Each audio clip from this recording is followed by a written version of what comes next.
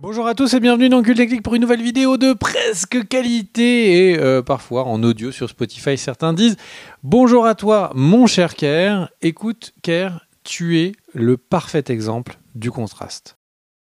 Merci, le blanc, le noir, toi, tu es là pour nous apporter de la couleur dans nos vies.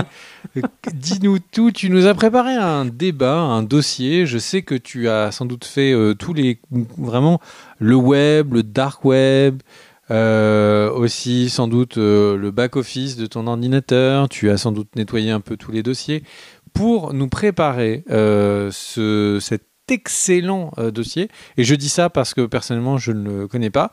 Et du coup, je voulais savoir un petit peu de... Tu voulais parler de quoi déjà? Je sais plus. Eh ben, mon cher Greg, on va parler des plateformes et de ce que les plateformes nous réservent. Où vont les plateformes à court et moyen terme? On va surtout se focaliser sur l'année 2024, des mois à venir sur les différentes plateformes. Alors, plateformes SVOD, bien évidemment, Netflix, Prime, Apple TV, OCS et compagnie. On va voir ça. Alors, je vais aborder plein de petits points qui sont des infos qu'on a qui vont arriver sur 2024, des tendances aussi. Est-ce que des tendances de 2023, on va les retrouver sur l'année 2024? Est-ce que on peut imaginer qu'il va y avoir des disparitions, etc. Enfin, plein de petites questions auxquelles tu répondras, auxquelles je répondrai bien évidemment. Et on va commencer par une conséquence de l'année 2023. En 2023, Apple TV+, on va commencer par ça, a produit des très gros films. En l'occurrence, il y en a eu 3, et ces 3 films ont été des échecs au box-office. Ces 3 films, ce sont Killers of the Flower Moon, le dernier Martin Scorsese, 200 millions de dollars quand même de budget. Donc, par contre, énorme succès critique. Bien évidemment, Lily Gladstone est en lice pour les Oscars. Elle est nominée elle a été nominée au BAFTA. Elle a gagné les SAG Awards. Donc, la qualité de Killers of the Flower Moon, elle est là, c'est évident. Il y a eu Napoléon de Ridley Scott. Là, au niveau des critiques, c'était plus partagé.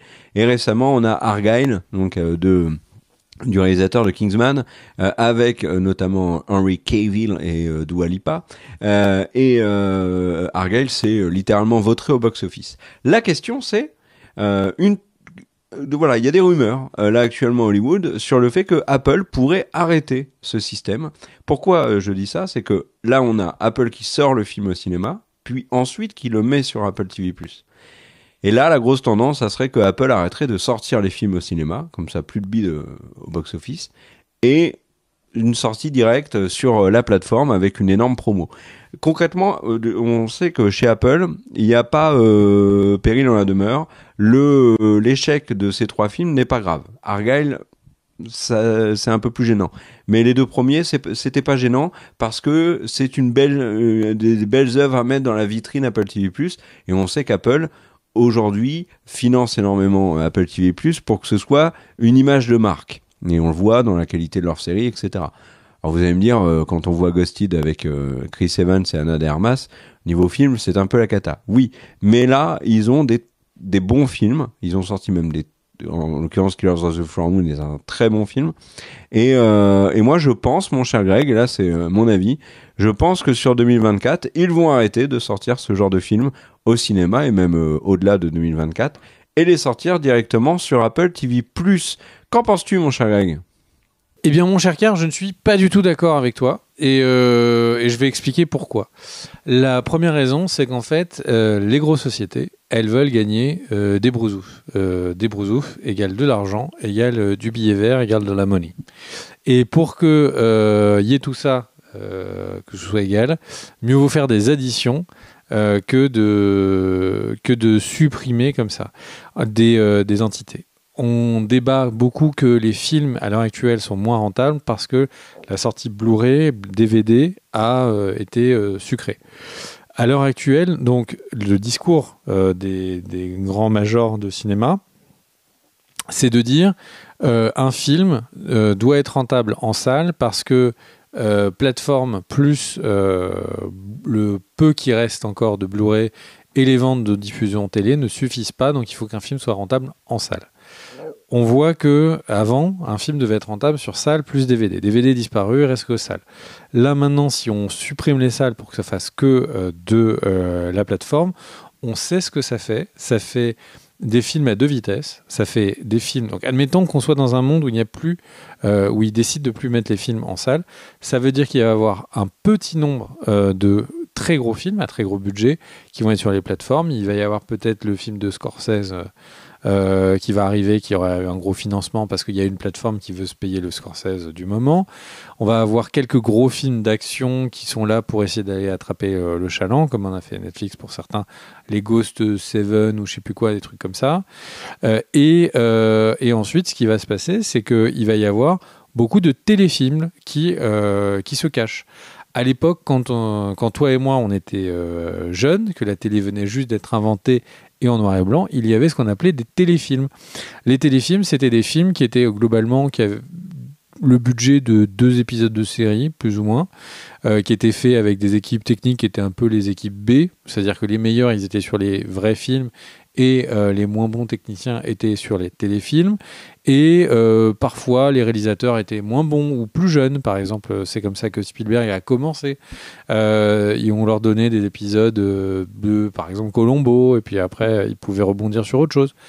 Et c'était fait avec des caméras, du matériel où ça se voyait énormément à l'image que c'était des téléfilms. Aujourd'hui, c'est plus le cas. Le matériel coûtant beaucoup moins cher, il est beaucoup plus facile de faire une image cinéma avec un budget de téléfilm. Et sur Netflix, vous voyez une palanquée de films qui débarquent les vendredis, comédies romantiques, films de Noël, etc., qui sont des films où parfois ils essayent juste de se payer un acteur un peu connu, puis tout le reste du cast, on ne connaît personne, le scénariste, jamais entendu parler, les équipes techniques, jamais entendu parler et tout. Et en fait, c'est ce genre de films qui sont rentables pour les plateformes. Ils vont marketer qu'ils ont un film à nous offrir, alors que c'est en gros 1 à 2 budgets de 1 ou 2 épisodes de série, et c'est parti. Donc en fait, le truc, c'est que les films ne sont pas ce qui est le plus intéressant pour les plateformes. C'est les séries. Ils veulent vendre un abonnement sur la durée. Donc une série, ça correspond parfaitement. C'est le fait de dire, je vous mets un épisode par semaine, ou comme a commencé à le faire Netflix, de dire, ou même Amazon Prime, c'est je vais vous mettre la première partie et la deuxième partie dans quelques mois, pour être sûr que comme ça, on garde notre abonnement. Les films, c'est fait pour faire un gros pic de temps en temps. Et pour l'instant, on le voit, les plateformes n'arrivent pas à faire des gros pics sur les films.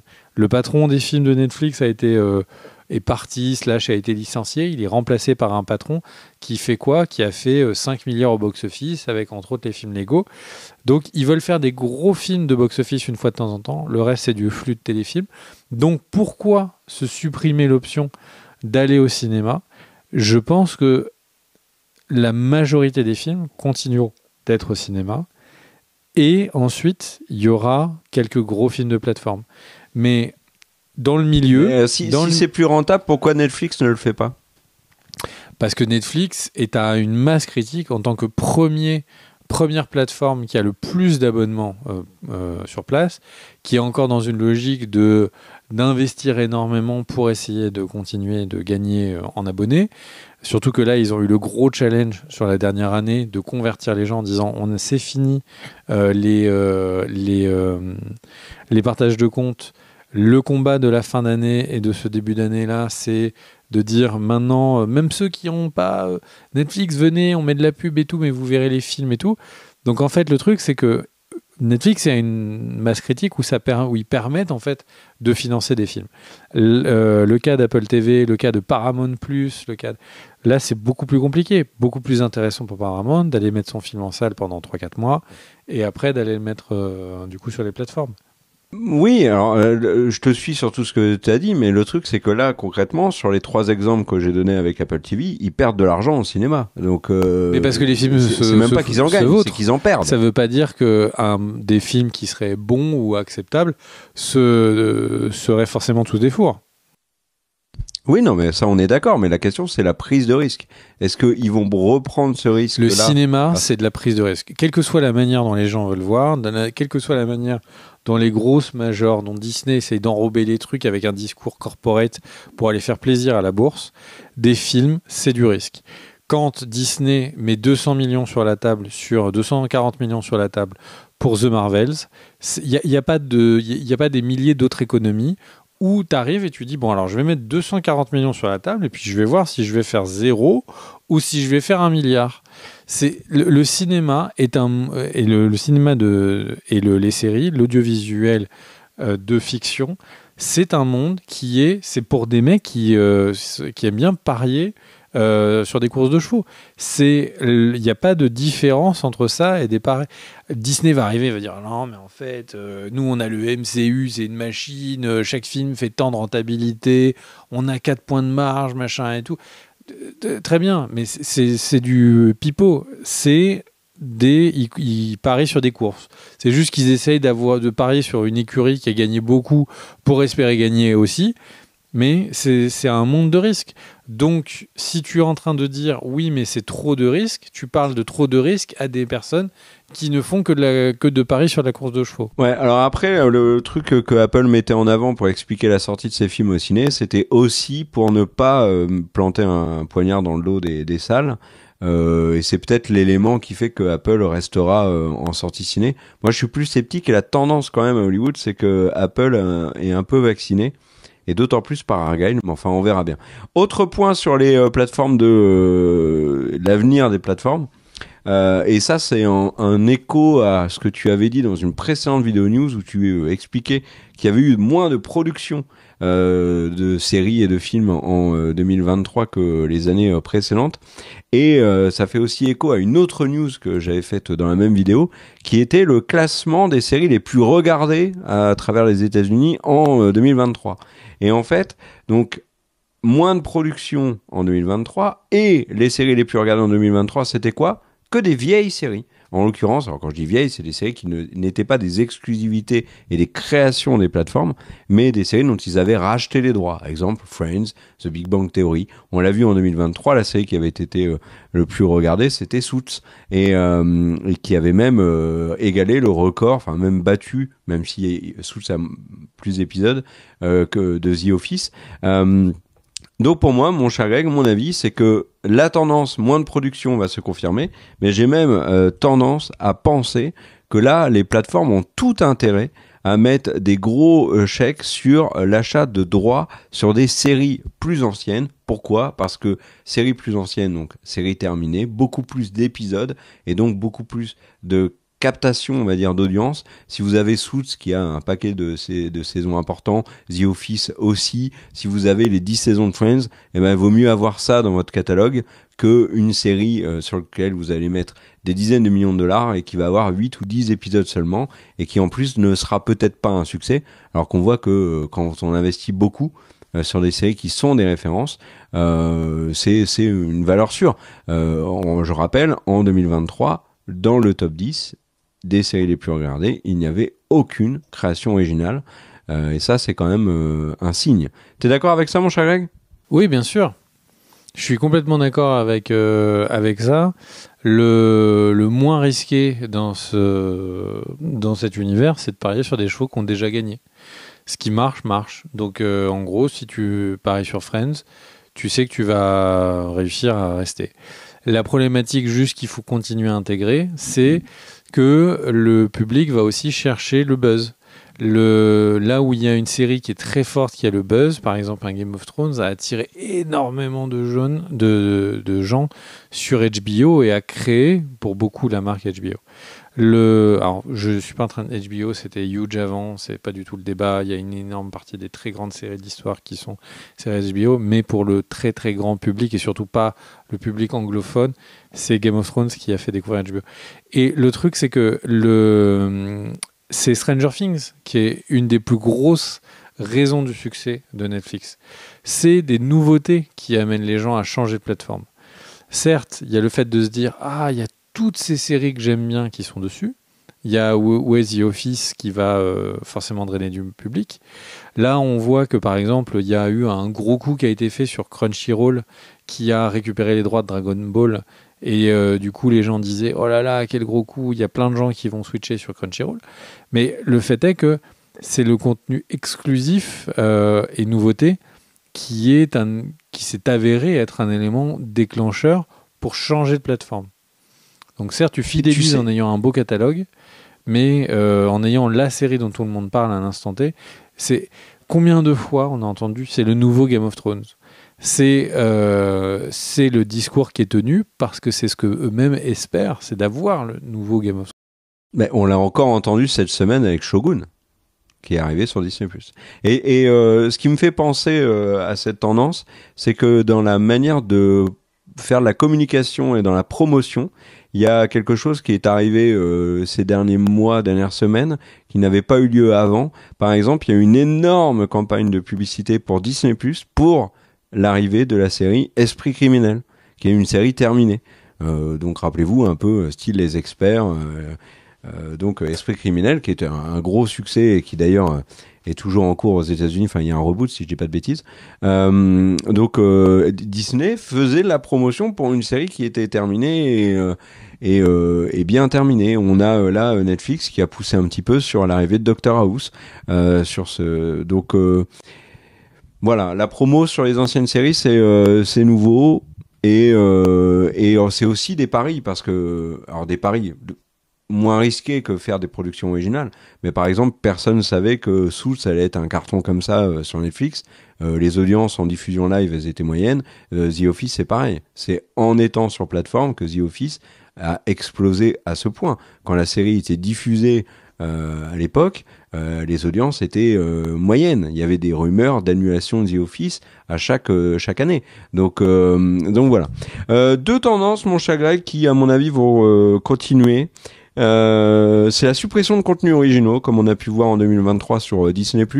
Donc Disney+ avait supprimé des films et des séries originales pour ne plus avoir payé de taxes. Donc je pense moi que ça va continuer. Ça pourrait même gagner d'autres plateformes et une autre manière de supprimer qui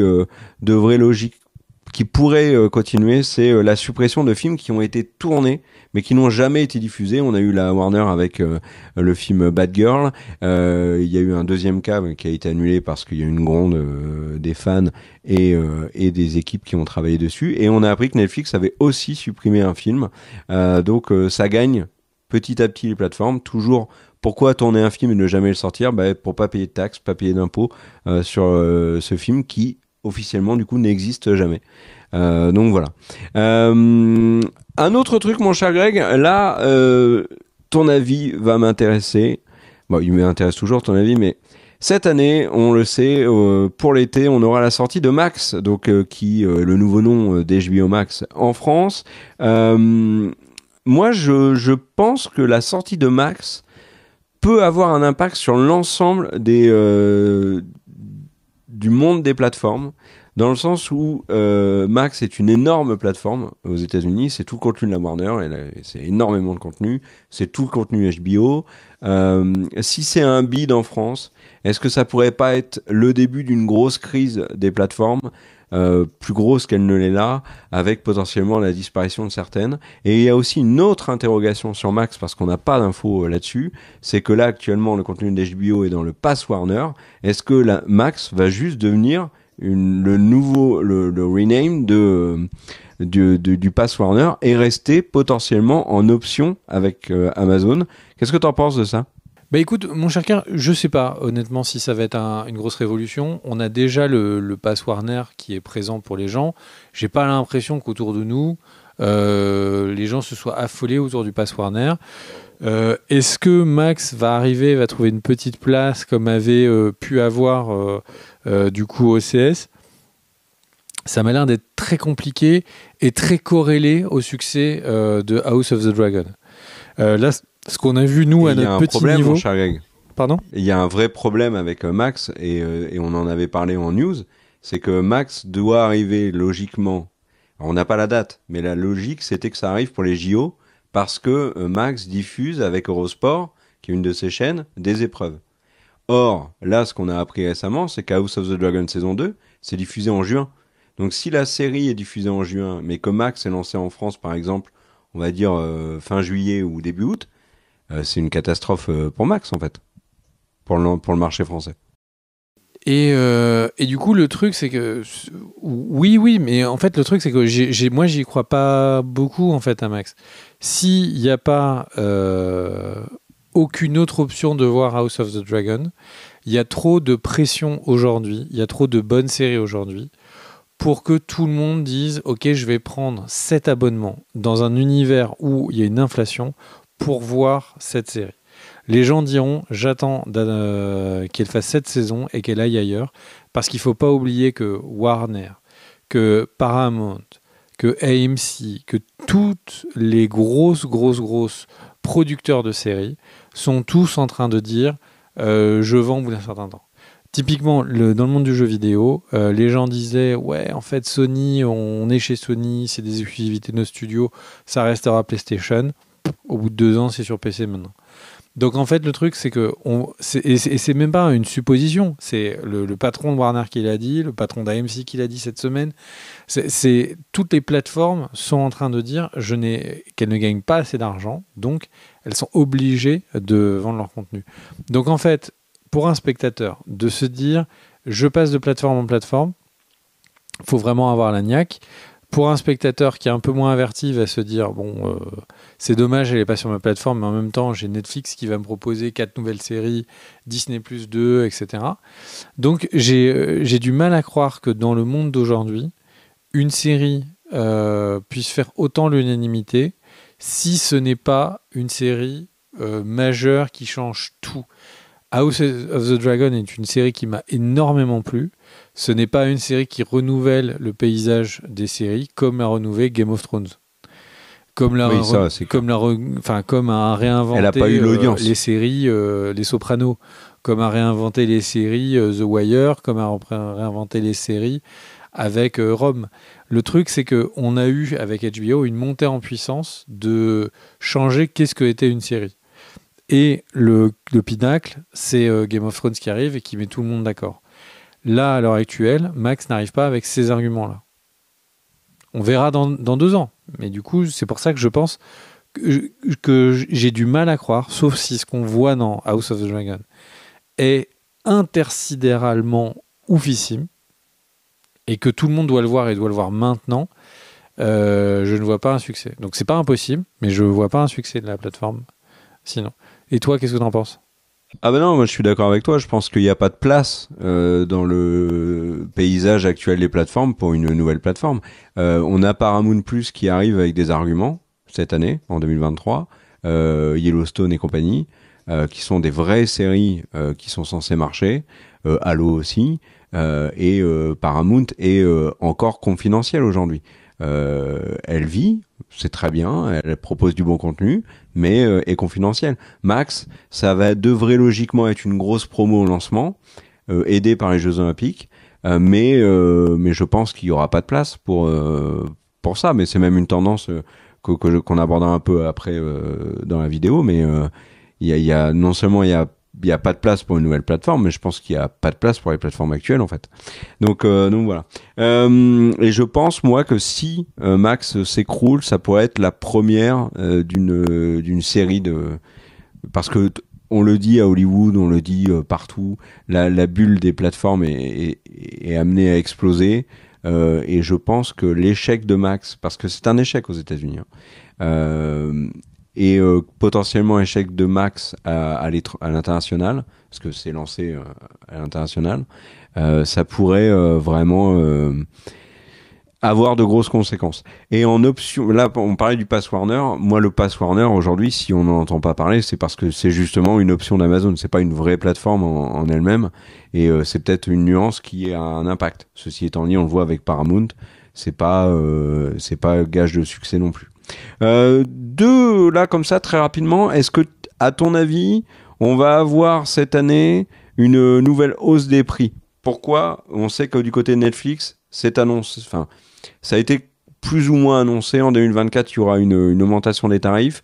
Est-ce que d'autres plateformes vont le faire? Oui, puisque Amazon le fait faussement avec l'ajout de la pub, il faut payer une option pour pas l'avoir. Est-ce que ce qu'on a vu en 2023, la hausse des prix va continuer en 2024 ou s'ils vont se calmer? Pour moi, ils vont pas se calmer. Je pense qu'ils vont dans le mur et là, ils ont du mal à revenir à la raison. Tu partages cet avis? Alors, je partage cet avis et en plus, il y a des rumeurs insistantes aux États-Unis que Netflix serait en train de préparer des tiers avec des contenus différents en fonction des du prix de l'abonnement. Donc, ils ont l'air de tester des choses. Donc, c'est clair que les plateformes ont une espèce Ça va foutre. Oh là, ça va être un carnage. Donc, les plateformes ont pris l'habitude de monter les prix tous les ans, tous les 2 ans. Donc, fin d'année, je pense qu'ils vont repasser. Et ces rumeurs qui sont présentes, hein. Il y a des gens qui ont fait des screenshots en disant ce contenu n'est pas dans votre abonnement et tout. Donc, ils ont l'air d'être en train de tester en fait techniquement de comment séparer ça. Tu pourrais avoir un tiers qui est HD, série, catalogue, mais pas série officielle, tu vois, enfin un truc comme ça. Voilà. De toutes les manières, il y a un truc, c'est que faut faire simple. Les plateformes aujourd'hui sont en train de copier les modèles du câble. Donc le câble, les gens produisaient pour le câble, après ils revendaient leurs séries ailleurs, ils achetaient les films pour un mois, ils les revendaient pour le mois d'après. Les différentes chaînes faisaient des bouquets, et se vendaient sur le bouquet sur la plateforme d'un concurrent. Le but c'est juste de gagner de l'argent et ils voient ça dans le mois, dans les 5 ans, etc. Enfin, je pense que vraiment c'est qu'une question d'opportunité. Et toi ? Je pense que l'arrivée des tiers, pour moi, ça va vraiment casser encore plus durement la relation avec l'utilisateur. Hein. Parce que là, si aujourd'hui tu es abonné Netflix, mais que dans ton abonnement t'as pas tout, c'est terrible. Enfin, moi, je pense que là, c'est encore pire qu'une hausse des prix. Et malheureusement, ça va faire les affaires du téléchargement illégal. Moi je comprends pas cette politique-là, mais bon, comme tu dis, ils veulent de la thune. Donc on est d'accord, mon cher Greg, que la pub va, ça on l'a déjà développé dans d'autres vidéos. Donc je résume notre avis, la pub va arriver bien évidemment en masse sur les plateformes. La raison, notamment Greg l'expliquait dans la dernière vidéo news, c'est que ou avant-dernière. C'est que la publicité rapporte beaucoup aux plateformes et du coup ils vont vouloir en mettre le plus possible. On a Amazon qui le fait donc à partir d'avril en France. Donc voilà.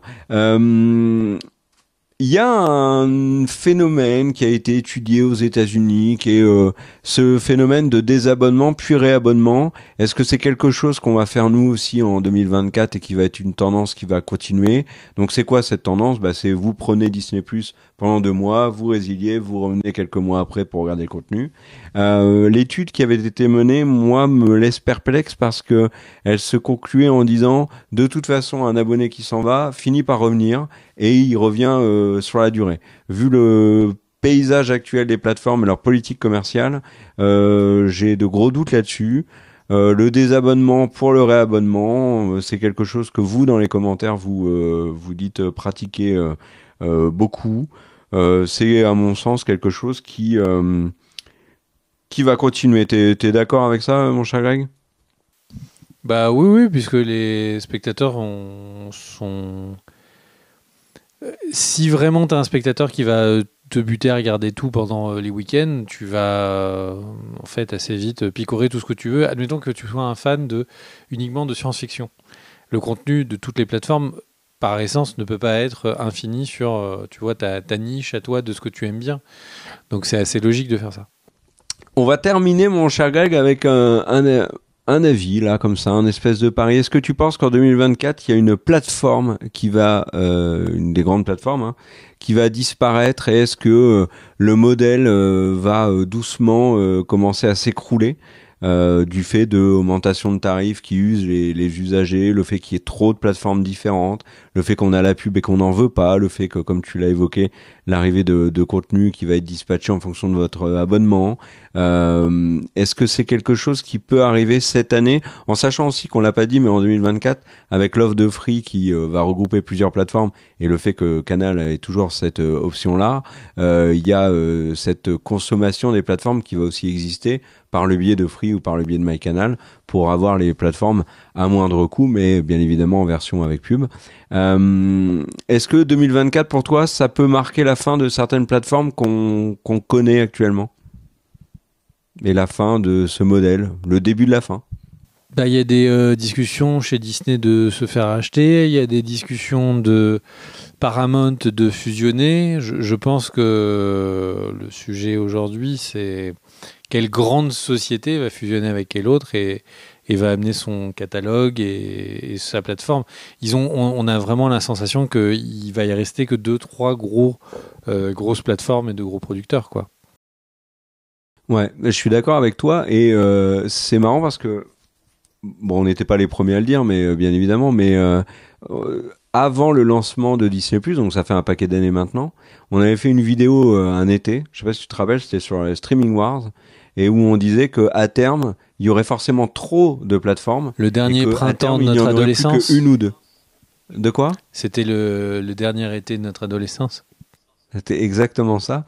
Et on avait expliqué qu'à terme, il n'y aurait plus qu'une ou deux plateformes. Et comme on avait fait alors à l'époque, on avait fait le pari de potentiellement, vu que la situation financière de Netflix était délicate, bon, ben peut-être Netflix était amené à disparaître ou à être acheté. Et on croyait tous, comme tout le monde, hein, en Disney plus, mais on croyait surtout en Amazon et sa capacité à développer un bouquet avec options comme ils le font avec le Pass Warner. Finalement, toi, tu restes sur cette idée qu'à terme, c'est ce qui va arriver, des plateformes, des options sur un gros qui pourrait être Amazon, qui pourrait être Netflix. Ouais.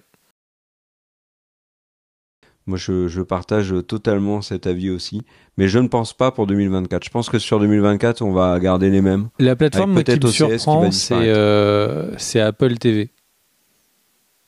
Bah, c'est un ovni, Apple TV. Je sais pas comment. À part, bon, évidemment, il y a Apple a un cache infini et tout, mais je sais même plus quel est l'intérêt en fait pour Apple d'avoir cette plateforme.